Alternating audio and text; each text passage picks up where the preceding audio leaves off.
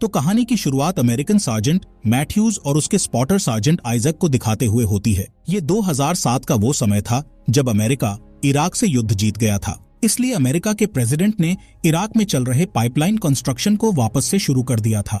लेकिन अभी भी इराक के कुछ आतंकवादी अमेरिकन को मार रहे थे। साथ ही इस पाइपलाइन साइट पर काम करने वाले लोगों को भी आतंकवादियों ने मार डाला था। इसलिए गवर्नमेंट ने साइट पर नए बिल्डर्स भेजने से पहले मैथ्यूज और आइजक को आतंकवादियों को मारने के लिए भेजा था।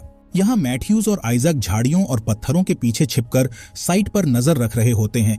इस तरह 20 घंटे बीत जाते हैं, पर उन्हें वहाँ कोई भी दिखाई नहीं देता। तब मैथ्यूज आइजक से कहता है, मुझे लगता है कि साइट पर कोई भी इराकी सैनिक नहीं बचा है। साथ ही वहाँ पर पड़ी बॉडीज को देखकर उसे लगता है कि इराकी सैनिक उनके लोगों को मारकर वहाँ से जा चुके हैं, इसलिए अब साइट पर कोई भी नहीं होगा। जिस पर आइजक कहता है कि यहाँ दूर दूर तक किसी इराकी ग्रुप के होने का साइन नहीं है और हमारे सभी वर्कर्स को हेडशॉट देकर मारा है, जो कि इराक के प्रोफेशनल स्नाइपर जूबा का काम हो सकता है। लेकिन मैथ्यूज को लगता है कि कोई भी स्नाइपर 30 सेकंड के अंदर इतने लोगों को एक साथ नहीं मार सकता। जिसके बाद मैथ्यूज उस स्नाइपर का वेट करते करते थक जाता है, इसलिए वो आइजक से कवर करने का कहकर नीचे चेक करने के लिए चला जाता है। तब आइजक बताता है कि मेरे स्कोप में क्लियर दिखाई नहीं दे रहा है, जिस वजह से मैं तुम्हें कवर नहीं कर पाऊंगा। जिस पर मैथ्यूज उसका मजाक उड़ाते हुए अपनी गन बदलने का कहता है, पर यह गन आइजक के लिए बहुत कीमती थी क्योंकि ये उसके मरे हुए साथी की गन थी।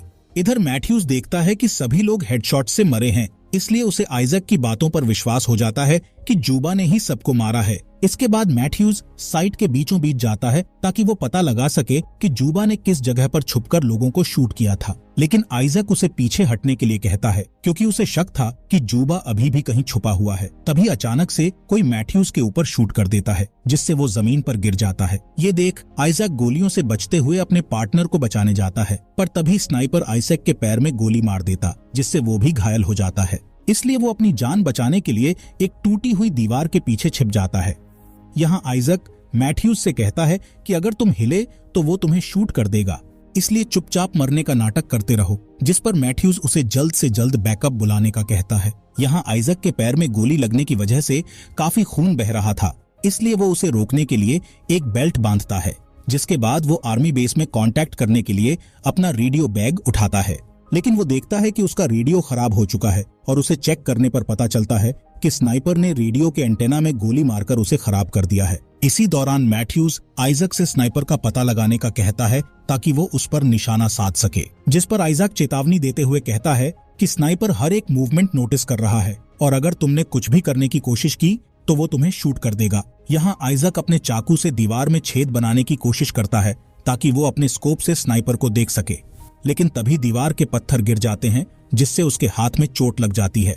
इधर मैथ्यूज अपनी राइफल तक पहुंचने की कोशिश करता है, लेकिन ज्यादा खून बह जाने के कारण वो वहीं पर बेहोश हो जाता है। दूसरी तरफ आइजक एक ब्लेड से अपने पैर में लगी गोली को निकालता है, जिससे उसे काफी दर्द होता है, पर वो किसी तरह गोली निकालकर अपने घाव पर पट्टी बांध लेता है, लेकिन वो दर्द के कारण बेहोश हो जाता है। कुछ समय बाद जब आइजक जागता है तो उसे अपने ईयरपीस से एक अजीब आवाज सुनाई देती है, जिसे चेक करने पर उसे पता चलता है कि ये आवाज उनके बेस के ऑफिसर की है। इसलिए वो तुरंत उन्हें हेल्प के लिए बुलाता है, पर वो ऑफिसर आइजक से अजीबोगरीब सवाल पूछने लगता है, जिससे आइजक को शक होता है। तभी ऑफिसर कहता है कि हमें तुम्हारी लोकेशन नहीं दिख रही है, इसलिए तुम्हें खड़े होकर हवा में फायर करना होगा ताकि हम हेलीकॉप्टर्स को तुम्हारे पास ला सके। जिस पर आइजक कहता है कि ये हमारे प्रोटोकॉल के खिलाफ है और ऐसा करने पर हमें खतरा हो सकता है। जिसके बाद आइजक उस ऑफिसर की बातों को ध्यान से सुनता है। तब उसे पता चलता है कि वो जिस ऑफिसर से बात कर रहा है उसका अमेरिकी एक्सेंट नहीं है, जिससे आइजक समझ जाता है कि स्नाइपर जूबा ने उसके रेडियो को हैक किया है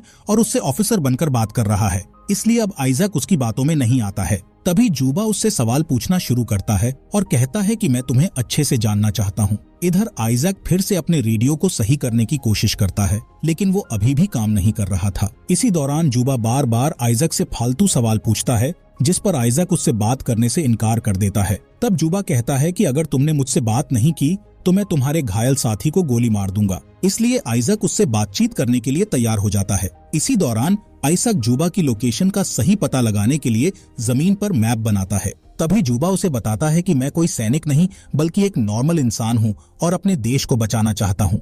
इसके बाद वो आइजक से उसके परिवार के बारे में पूछने लगता है, जिस पर आइजक कहता है कि ये पर्सनल सवाल है, इसलिए मैं इसका जवाब नहीं दूंगा। साथ ही जूबा का मजाक उड़ाते हुए कहता है कि तुम उन लोगों को मार रहे हो जो तुम्हारे देश को डेवलप करने के लिए यहाँ स्कूल्स, पाइपलाइंस बना रहे हैं और तुम्हारी इकोनॉमी को बढ़ा रहे हैं। ये सुनकर जूबा हंसने लगता है और आइजैक से कहता है कि यहाँ तुम्हारा जितना भी पैसा खर्च हुआ है उसे हम वापस यूएसए में भेज देंगे। इसी तरह समय बीतता जाता है और जूबा कई सवाल पूछता है, लेकिन आइजैक पर्सनल सवाल का जवाब देने से इनकार करता है, जिससे जूबा एक बार फिर मैथ्यूज को गोली मारने की धमकी देता है। अब क्योंकि आइजैक जान चुका था कि जूबा किसी भी हद तक जा सकता है, इसलिए वो उसकी बातों का जवाब देने के लिए तैयार हो जाता है। तब जूबा आइजैक से पूछता है कि तुम्हारे पास जो स्कोप है उसका असली ओनर कौन था और उसकी डेथ कैसे हुई। ये सुनकर आइजैक हैरान हो जाता है, क्योंकि उस स्कोप के बारे में सिर्फ वो और मैथ्यूज ही जानते थे। यहाँ आइजैक समझ जाता है कि वो और मैथ्यूज जब से यहाँ पर आए हैं तब से ही जूबा उनकी बातचीत सुन रहा था। इसी बीच आइजैक अपने स्कोप का यूज करके आसपास देखने लगता है। तब वो नोटिस करता है कि एक डेड बॉडी के पास रेडियो पड़ा हुआ है। इसलिए आइजैक उस रेडियो को उठाने के लिए दीवार के किनारे पर जाता है और एक लकड़ी से उसे उठाने की कोशिश करता है, लेकिन वो उस रेडियो तक नहीं पहुंच पाता। इसके बाद आइजैक को प्यास लगती है तो वो अपनी बोतल से पानी पीने की कोशिश करता है, लेकिन तभी वो देखता है कि उसकी बोतल में एक छेद है, जिस वजह से उसका पूरा पानी खत्म हो चुका है। जिस पर जूबा उसे बताता है कि मैंने जानबूझकर तुम्हारी बोतल पर शूट किया था ताकि तुम प्यास से मर जाओ, और तुम्हारे एंटेना पर भी शूट किया जिससे तुम कोई भी हेल्प ना बुला सको। इसके अलावा वो बताता है कि तुम्हारी मौत अचानक से नहीं बल्कि धीरे धीरे हो, इसलिए मैंने तुम्हारे पैर पर गोली मारी थी। तभी आइजैक की नजर उस गोली पर पड़ती है जो कि उसने अपने पैर से निकाली थी। आइजैक उस गोली को पास से देखता है और जूबा से पता लगाने की कोशिश करता है कि उसके पास किस मॉडल की गन है। साथ ही वो जूबा से कहता है कि तुम एक आतंकवादी हो, जिस पर जूबा हंसते हुए कहता है कि आतंकवादी मैं नहीं बल्कि तुम लोग हो, क्योंकि तुम हमारे देश में आकर हमसे लड़ाई कर रहे हो और हमारे लोगों को मार रहे हो। इसी बीच आइजैक अपनी कैलकुलेशन से पता कर लेता है कि जूबा कचरे के ढेर में छुपा हुआ है, इसलिए वो अपने स्कोप से उसे ढूंढने की कोशिश करता है। यहाँ आइजैक सोचता है कि जूबा इतनी गर्मी में काफी लंबे समय से कचरे में छुपा हुआ है, इसका मतलब है कि वो बहुत ही प्रोफेशनल शूटर है। जबकि जूबा कहता है कि मैं कोई स्नाइपर नहीं हूँ बल्कि एक नॉर्मल इंसान हूँ। जिस पर आइजैक कहता है कि तुम्हारे बोलने के एक्सेंट से लगता है कि तुम अमेरिकी सेना के ऑफिसर रह चुके हो और अब हमें धोखा देकर हमें मार रहे हो। तब जूबा बताता है कि ऐसा नहीं है, मैं सिर्फ उन लोगों को मारता हूं जो हमारे लोगों पर पहले हमला करते हैं। यहाँ आइजैक उसे अपनी कहानी बताते हुए कहता है कि मैं जब छोटा था तब मेरी दोस्ती डीन से हुई थी, जो कि सबसे अच्छा इंसान था। फिर बड़े होकर हम दोनों ने एक साथ आर्मी ज्वाइन की। असल में आइजैक के पास जो स्कोप है वो उसके फ्रेंड डीन का है, जिसकी डेथ के बाद से ही वो उसे अपने साथ रखता है। खैर, तभी आइजैक की प्यास और थकान के कारण हालत खराब होने लगती है। तब जूबा उससे कहता है कि जब तुम मर जाओगे तब मैं तुम्हारी जीभ को काट कर तुम्हारी छाती पर रख दूंगा। जूबा की बातें सुनने के बाद आइजैक बेहोश हो जाता है। फिर जब उसे होश आता है तो वो अपनी राइफल पर जैकेट और हेलमेट लगाता है और जूबा को चकमा देने के लिए राइफल को दीवार के ऊपर लहराने लगता है, लेकिन जूबा उसके झांसे में नहीं आता। तभी गलती से आइजैक का हेलमेट दीवार के दूसरी तरफ गिर जाता है, इसलिए अब आइजैक अपने सिर की रक्षा नहीं कर सकता था, जिससे वो काफी उदास होता है। इसी तरह समय बीत जाता है पर आइजैक हार नहीं मानता, जिसके बाद वो जूबा की गोलियों से बचते हुए एक डेड बॉडी के पास जाता है और वहां से एक बैग और रेडियो उठाकर वापस दीवार के पीछे आ जाता है, जहां उसे बैग में पानी और कुछ कैंडी मिलती है जिसे वो तुरंत खा लेता है। लेकिन जब वो रेडियो को चेक करता है तो उसे पता चलता है कि वो रेडियो भी काम नहीं कर रहा है।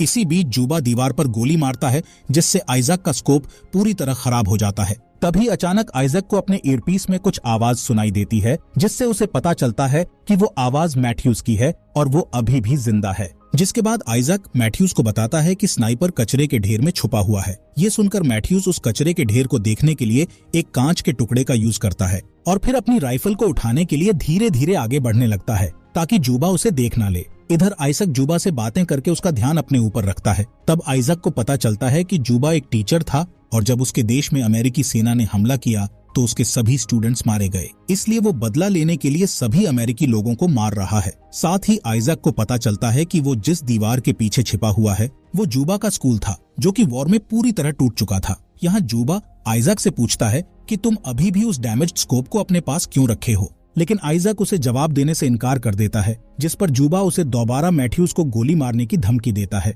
इसलिए उसे बचाने के लिए आइजैक बताता है कि ये स्कोप मेरे फ्रेंड डीन का है, जिसकी मेरी वजह से डेथ हो गई थी और मैं अभी भी उसकी मौत का जिम्मेदार खुद को मानता हूँ। असल में आइजैक को डीन की मौत का बहुत पछतावा है और वो डीन की याद में उसके स्कोप को संभाल कर रखे था। इस बीच मैथ्यूज अपनी राइफल को उठा लेता है और कचरे के ढेर में गोलियां चलाने लगता है। तब आइजैक भी हवा में गोलियां चलाता है ताकि जूबा का ध्यान मैथ्यूज के ऊपर ना जा सके। लेकिन जब मैथ्यूज अपनी गन को लोड करता है तब जूबा उस पर शूट कर देता है, जिससे मैथ्यूज के कंधे पर गोली लग जाती है। जिसके बाद मैथ्यूज अपनी जान बचाने के लिए आइजैक की ओर आने लगता है और आइजैक उसकी मदद करने के लिए किनारे पर आ जाता है। लेकिन तभी जूबा मैथ्यूज के सिर में गोली मार देता है, जिससे उसकी वहीं पर डेथ हो जाती है। मैथ्यूज के मरने से आइजैक पूरी तरह टूट जाता है और जूबा से कहता है कि मैं अपने घर जाना चाहता हूँ। जिस पर जूबा आइजैक से कहता है कि अगर तुम सच में जाना चाहते हो तो मैं तुम्हें गोली नहीं मारूंगा। लेकिन आइजैक को उसकी बातों पर बिल्कुल भी यकीन नहीं था, इसलिए वो दीवार के पीछे छिपा रहता है। इसके बाद जूबा आइजैक से पूछता है कि जब वॉर खत्म हो चुका है तो तुम इराक में क्यों रुके हो? जिस पर आइजैक कहता है कि मुझे कुछ नहीं पता, मैं बस अपने घर जाना चाहता हूँ। तब जूबा कहता है कि जब तक तुम मुझे अपनी कहानी बताते रहोगे तब तक मैं तुम्हें गोली नहीं मारूंगा। इसलिए आइजैक उससे बात करना शुरू करता है और कबूल करता है कि मैंने डीन को मारा था। यहाँ पता चलता है कि आइजैक जब अपने दुश्मन को मारने की कोशिश कर रहा था तब उसने गलती से डीन को गोली मार दी थी और फिर उसने सबको झूठ बोला कि डीन को आतंकवादियों ने मारा था। जूबा से बात करने के दौरान आइजैक को अपने रेडियो से कुछ शोर सुनाई देता है, इसलिए वो जल्दी से रेडियो के पास आता है जहां उसके बेस के लोग उससे कांटेक्ट करने की कोशिश कर रहे थे। अपने साथियों की आवाज सुनकर आइजैक बहुत खुश हो जाता है, लेकिन तभी उसे पता चलता है कि उसका रेडियो पूरी तरह से खराब हो चुका है, इसलिए अब वो किसी से भी कांटेक्ट नहीं कर पाएगा। तभी आइजैक को जूबा की आवाज आती है, जो कि आइजैक के नाम का यूज करके बेस से हेल्प मांग रहा था। ये सुनकर आइजैक को समझ आ जाता है कि जूबा यहाँ काफी टाइम से है और वो उनके रेडियो को हैक करके जानबूझकर हेल्प के लिए बैकअप टीम को बुलाता है और फिर उन्हें आसानी से मार देता है। यानी कि साइट पर मौजूद लोगों को मारने के बाद जूबा ने ही बैकअप टीम को बुलाया था, इसलिए बेस से आइजैक और मैथ्यूज को यहाँ भेजा गया था। इसी तरह जूबा अमेरिकी लोगों को जाल में फंसाकर मार रहा था। आइजैक थकान के कारण फिर से बेहोश हो जाता है। कुछ समय बाद उसके पैर के घाव पर एक कौवा आकर बैठ जाता है और उसे खाने लगता है, जिससे आइजैक को बहुत दर्द होता है और वो जाग जाता है। इसके बाद आइजैक एक छड़ी और रस्सी का यूज करके मैथ्यूज की राइफल को उठाता है और उस कचरे के ढेर पर निशाना लगाने लगता है। इसी दौरान उसे हेलीकॉप्टर के आने की आवाज सुनाई देती है, जो कि उसकी हेल्प के लिए वहां आ रहे थे। लेकिन आइजैक जानता था कि उसके साथी जूबा के जाल में फंस जाएंगे, इसलिए वो अपने साथियों को बचाने के लिए उस दीवार को गिरा देता है, जिससे वहां काफी धूल उड़ने लगती है और वो जूबा की नजरों से बच जाता है। इसके बाद आइजैक खड़ा हो जाता है और कचरे के ढेर में गोलियां चलाने लगता है। तभी वो नोटिस करता है कि जूबा उस पर गोली नहीं चला रहा है, जिससे उसे लगता है कि उसने जूबा को मार दिया है। इसी दौरान हेलीकॉप्टर भी उसके पास आ जाते हैं और जल्दी से उसे स्ट्रेचर पर लिटाकर वहां से ले जाने लगते हैं। तब आइजैक उन्हें जूबा के बारे में बताने की कोशिश करता है कि उन्हें जाने से पहले कचरे के ढेर में जूबा को चेक कर लेना चाहिए, लेकिन हेलीकॉप्टर के शोर के कारण कोई भी उसकी बात नहीं सुन पाता। तभी अचानक जूबा हेलीकॉप्टर पर गोलियां चलाने लगता है और एक एक करके सभी सैनिकों को मार डालता है, जिससे हेलीकॉप्टर तेजी से जमीन पर गिर जाता है और इस एक्सीडेंट में आइजैक की भी डेथ हो जाती है। कहानी के एंड में जूबा फिर से यूएसए की लाइंस को हैक करता है और अमेरिकी सैनिक होने का नाटक करके हेल्प के लिए एक और बैकअप टीम बुलाता है। यानी कि जब वो बैकअप टीम यहाँ आएगी तो जूबा उन्हें भी जान से मार डालेगा। और इसी के साथ ये अमेजिंग मूवी यहीं पर खत्म हो जाती है। दोस्तों, आपके अपने फॉक्स एक्सप्लेनर हिंदी चैनल को सब्सक्राइब करने के लिए आपका दिल से शुक्रिया।